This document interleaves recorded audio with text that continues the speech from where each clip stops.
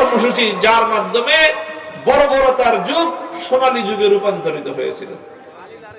এক নম্বর কাজ, ইয়াতলু আলাইহিম আয়াতিহি, তিনি মানুষের সামনে আল্লাহর কোরআনের তেলাওয়াত করে শোনাতেন, কোরআনে কারীমের তেলাওয়াত করে শোনাতেন। কোরআনে কারীমের বিশুদ্ধ তেলাওয়াত এটা কোন মামুলি জিনিস নয়, এটা কোন সাধারণ জিনিস নয়। আমি আল্লাহর নামের হাজারবার কসম করে বলতে পারি, পৃথিবীর শুরু লগ্ন থেকে আজ পর্যন্ত মানব সভ্যতায় যত বৈপ্লবিক কর্মসূচি আগমন করেছে, আল্লাহর কোরআনের তেলাওয়াতের চেয়ে বড় কোন বৈপ্লবিক কর্মসূচি নয়। এর চেয়ে বেশি মানুষের জীবনে আন্দোলন সৃষ্টি করতে পারে, মানুষের হৃদয়কে আন্দোলিত করতে পারে, মানুষের পাথরের মতো পাষাণের চেয়ে শক্ত হৃদয়কে মোমের চেয়ে বেশি বিগলিত করতে পারে আল্লাহর কোরআনের চেয়ে ইফেক্টিভ জিনিস পৃথিবীতে আর দ্বিতীয়টি নেই। মুহতারাম হাজিরিন, এই জন্য রাসূল আকরাম সাল্লাল্লাহু আলাইহি ওয়াসাল্লামের সর্বপ্রথম কর্মসূচির কথা আল্লাহ নিজে বলেছেন, ইয়াতলু আলাইহিম আয়াতিহি।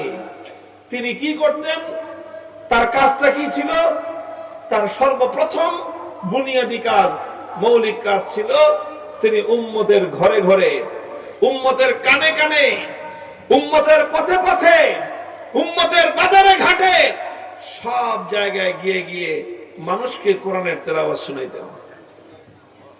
কোরআনের তেলাওয়াত শোনানো এটা রাসূল সাল্লাল্লাহু আলাইহি ওয়াসাল্লামের প্রথম দায়িত্ব, সবচেয়ে বুনিয়াদী দায়িত্ব। এটা হলো এক নম্বর কাজ। দুই নম্বর কাজ হলো ওয়ায়ুআল্লিমুহুমুল কিতাব।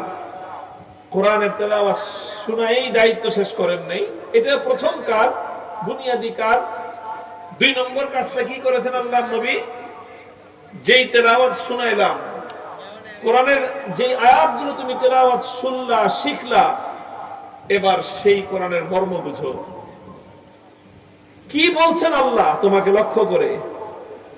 আল্লাহর কোরআন এটা তো আল্লাহর পক্ষ থেকে দুনিয়ার মানব জাতির জন্য প্রেরিত একটা বার্তা। The message to you from your creator, তোমার সৃষ্টিকর্তার পক্ষ থেকে তোমার কাছে প্রেরিত বার্তা, চিঠি। তোমার কাছে চিঠি, তোমার কাছে চিঠি, তোমার কাছে চিঠি। এই চিঠি দুনিয়ার কেউ পাঠান নাই। হ্যাঁ ভাই, আপনি একটু চিন্তা করেন, আপনাদের দেশের মানুষ তো প্রবাসে থাকে অনেক, না? অনেক মানুষ প্রবাসে থাকে।